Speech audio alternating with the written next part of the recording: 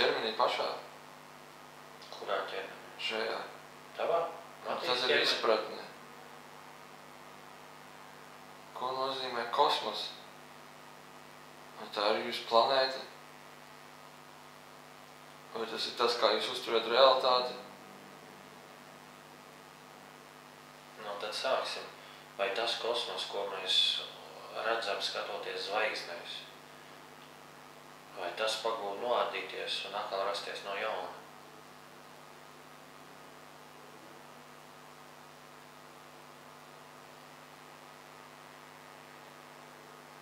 Bet ja arī tā būtu, jūs nekad to neredzētu, ja mēs skatāmies no fiziskā ķermeņa. Labi, tas jautājums ir vairāk no tava viedokļa, no tava plāksne, no tava enerģijas līmeņa, pa to laiku, kamēr mēs sarunājamies. Vai kosmos noārdījās un radās no jauna?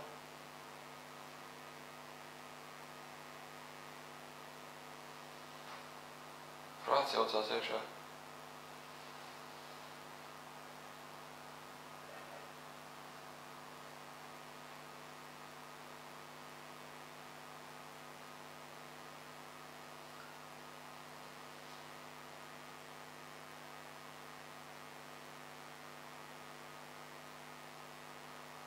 Vai tev ir atbildi?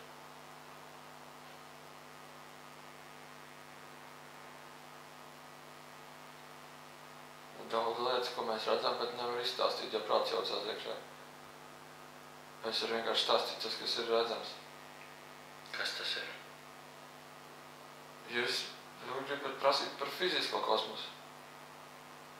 Šobrīd, jā.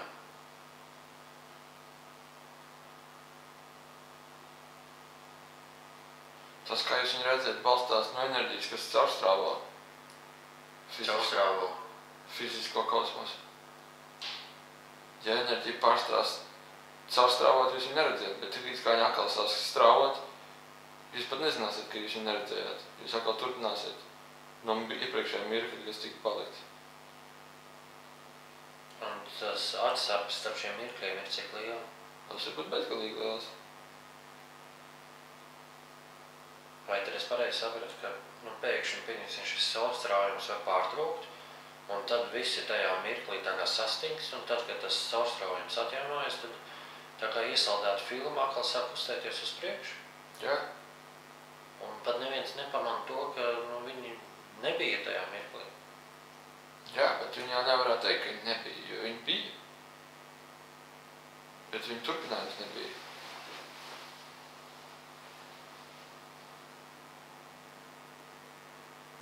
Līdzīgi kā frekvences. Viņas uz augšlai steigā visu laiku. Tā arī caurstrāvojums uz augšlai. Tā cik liela intensitāte tas notiek, ar kādu frekvenci? Tas atkarīgs no tās, kā jūs dzīvojat, jūsu frekvenci, jūsu pasauli. Jo dažādos līmeņos ir dažādas frekvences, jo augstākas frekvences. Labi, mūsu frekvence ir ar kādu intensitāti? Viņa ir zema diezgan. Diezgan zema, tas ir aptuveni kāda. Mēs viņu nemērīt, bet mēs teikt, ka viņi viena no zemākajām. Viņa var būt apakšā. Apakšā kur? Starp frekvencēm. Ja mēs paņem skalu, starp augstāko un zemāko, tad viņi būtu trešdaļa no apakšas.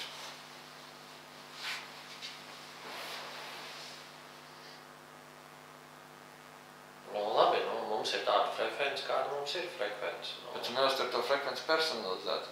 Tā frekvence var būt dimensijā, kurā jūs atrodaties. Arī citām planētām var būt savādāka frekvence. Līdz ar to viņi uztvert un redzēt savādākas lietas. Jūs atkal uztverat redzēt savādākas lietas. Ok.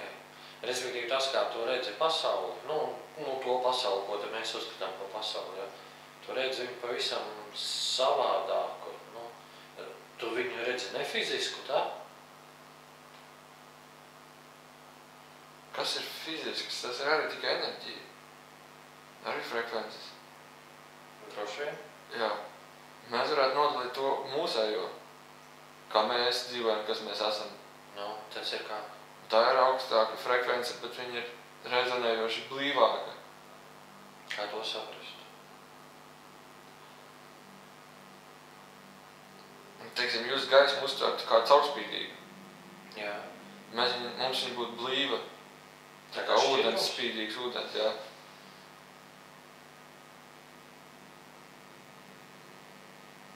Mums atkal enerģijas rezonanci veido visi tā kā cietāk un fiziskāk, kā varētu tā teikt. Bet jūs paši caurstrāvojat ar diezgan augstu enerģiju. Līdz ar to vien tas, ka jūs esiet arī tā kā pilnveidot to fizisko enerģiju, jo jūs paši vadiet vēl augstāku enerģiju zemāk. Un tad mēs līdzīgi tā kā saule palīdzam zemē, sazemēt enerģiju, un tad mēs arī kaut kādu citu enerģiju pumpējam iekšā šajās frekvencēs, tā? Varētu teikt, ka nevis palīdzat, bet vienkārši tas ir process, kā paplašinājums. Kam? Visam. Kā viens paplašinājums. Tad, nesen ienācās tāda ideja vai, uztvers veids, ka uz zemes ir kaut kāda sarkana enerģija un kaut kāda citas būtnes mēģina, taisās te piegādāt zilo enerģiju. Vai tev kaut kas sakām šai sakarā?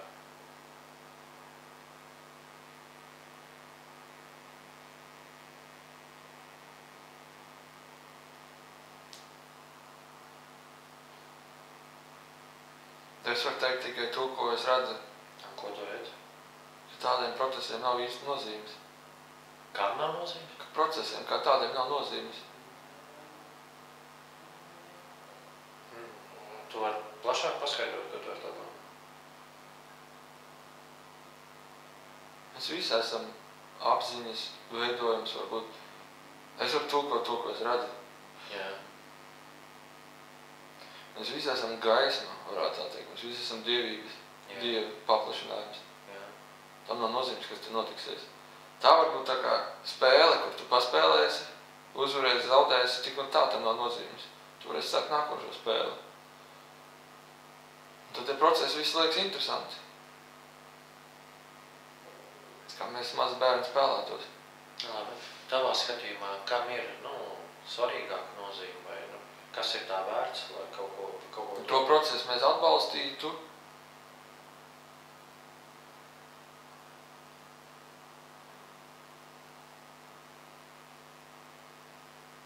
Tā ir atbilde, darba atbilde vai kas tas? Principā atbilde. Tad tas process, kuru atbalstītu, ir kurš? Jāsaprot, ka principā visi uzdevumi, kas ir starp civilizācijām, viņi arī balstīti uz prāta tieksmēm ir. Bet ir augstākas civilizācijas, kas izsniedz atļaujas, varbūt neatļaujas, bet vērojumi, varbūt varētu teikt, arī būtu prāta tulkojums tā kā gaismas priekšā, dievu priekšā, visum priekšā, kas vairāk atbalsta dzīvības neutralitāti. Visi, kas spēlējās šajā spēlē, ir ar savu prātu. Tie kā varbūt pat programmas uzrakstītas, kurā noteikts dvēseles savādāk reaģē. Un šajā procesā, ja prāts tiecās pilnveidot kaut ko vai sasniegt kaut ko,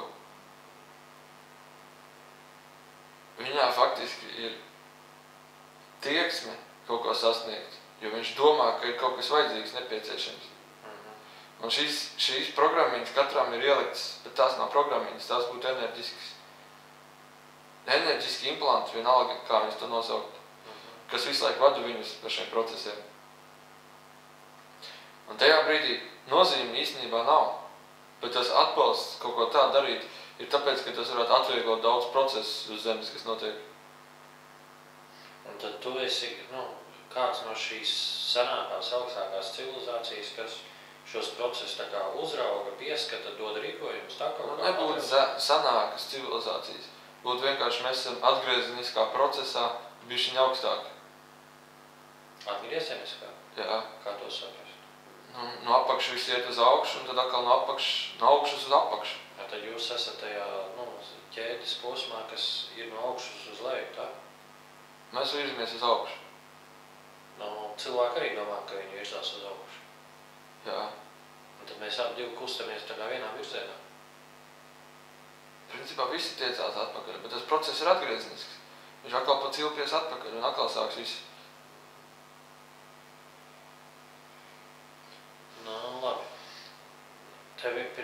mēs runājam par to, ka kosmos, viņš fiziskais kosmos, tas redzamais kosmos, no cilvēks kā punktu redzamais kosmos.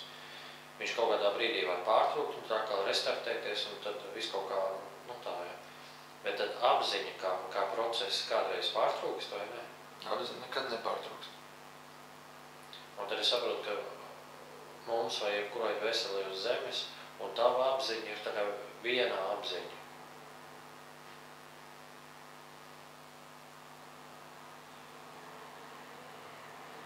Apziņa nepārtrūkst. Nav tāda funkcija nekad. Viņa rada ideju par to, ka kaut kas varētu notikt. Bet viņa nekad nevar būt ar tādu ideju pati. Jā. Un tad apziņa kaut kādā brīdī rada to roteru laukumu, vienalga, kā mēs viņu tur nosaucam. Tā nav apziņas radīta, tās ir cits augstāka civilizācija radītas. Un tad apziņa no sākuma rada šīs civilizācijas un tās rada šos spēju laukumiņus, tā? Mēs uz to skatītos tā, kad ir noteikts segments, kuriem visi var piekļūt. Un tad virs šī segmenta, ja tā būtu pati augša, kur ir tikai spēcīga, blīva, rezinējoša gaisma. Jā. Lai šo segmentu uztvertu, pašam jārezonē tādā enerģijā. Jā. Un tad atkal ir pieejama jauna informācija, ja vēlies pieņemt jaunu informāciju. Bet pati tā gaisma nāk vispār no ārēja. Ārēja. Viņa ir ārpus vispār uztvers vienam. Un par šauru diedziņu varbūt nāk iekšā šausmīgi spēcīga gaisma. Tagad ir runa par cilvēku vai? Vispār runa par visu. Arī tevī tas tāpat notiekās tā lieta vai savādāk?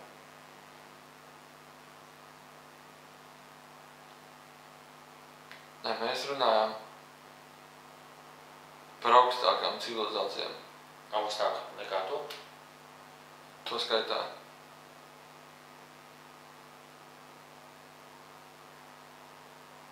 Bet tas augstāks, zemāks, tas viss ir tā kā Tā nav nozīmes. Jā, bet tas ir attiecībā pret to frekvenci, kādā tā civilizācija darbojas, tā? To varētu vieglāk nosaukt kā enerģijas intensitāti, intensitātes līmeņi. Klau, tev ir ideja, kāpēc tad tie cilvēki ir izvēlējušies tieši šo intensitātes līmeni vai šo frekvenci, šo fizisko realitāti?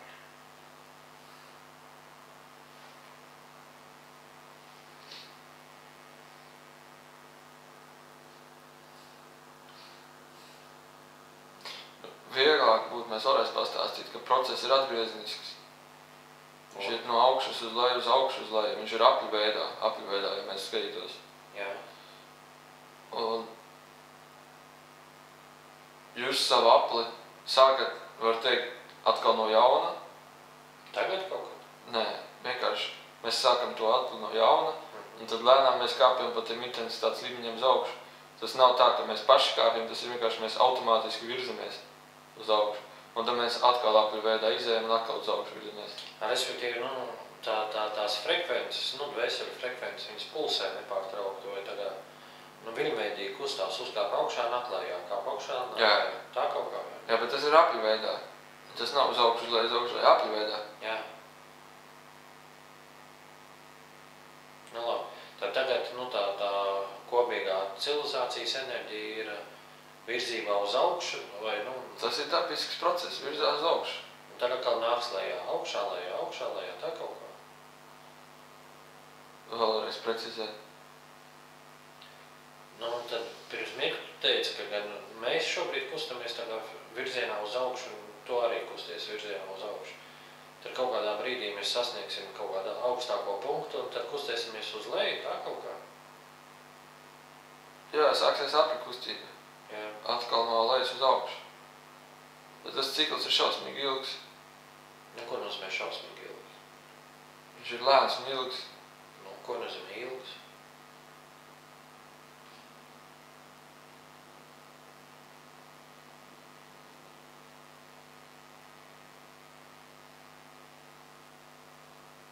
Kā vēlēs, lai to precizē? Gadu skaitļos tu to vari definēt?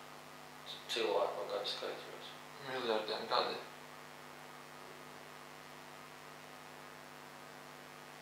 Nu jā, bet tad ir viena no versijām vai daudzas versijas pie tā kaut kā vienojās te uz Zemes, ka kosmos, kādu mēs viņu pazīstam, fiziskais kosmos radās no sprādziena.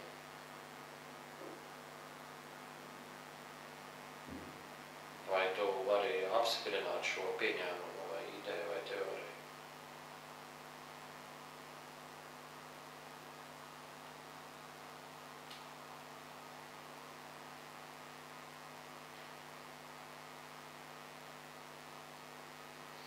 Tā teorija no Zemes nāk, Nu, nezinu, no kurienes viņa nāk. jo ja viņi nāk no Zemes, viņi nevar apstiprināt. Jo sprādziens nevarētu nākt ne no Saules, ne no Zemes. Jo visumā ir daudz lielākas planētas un centri. Nē. Ja šādi tas tiek saprast, tad ir runa par kosmu, respektīvi par vietu, punktu, enerģiju, kas radīja visu redzamo kosmosu. Tad pavisam noteikti tas ir kaut kas ārpus šīs planetārās sistēmas pat. Tā ideja, ka tas sprādziens ir notika kaut kādā nulles punktā, un tad viss, kas bija kompresējās līdz nulles punktam, pēkšņi eksplodēja un radās kosmos, kādu šeit zinātnieki atpazīst kā kosmosu. Mēs to teikt, ka bija tas adats caurumiņš, ar kuriem sāk nākt visu ārā gaismā, bet tas adats caurumiņa avots ir no citas vietas, kur mēs nevaram pateikt, no kurienes tas ir. Ja plūsma no turienes nāk pa šejieni. Jā. Un to varētu teikt, ka sprādzieni, jo no tā punkta viss sāk virzīties uz āru. Bet tas varbūt nav sprādziens, tas ir tā kā lēnām vanna sāk pildīties ar ūdeni, lēnām visums sāk pildīties ar dzīvību, tukšums ar dzīvību. Nu jā, vai tad šim tukšumam, kurš piepildās kā vannā ar ūdeni, tas ir viens visums, tie ir daudz dažādi visumi, kur paralēli arī citur kaut kāds vannas pildās ar ūdeni no tā paša avota.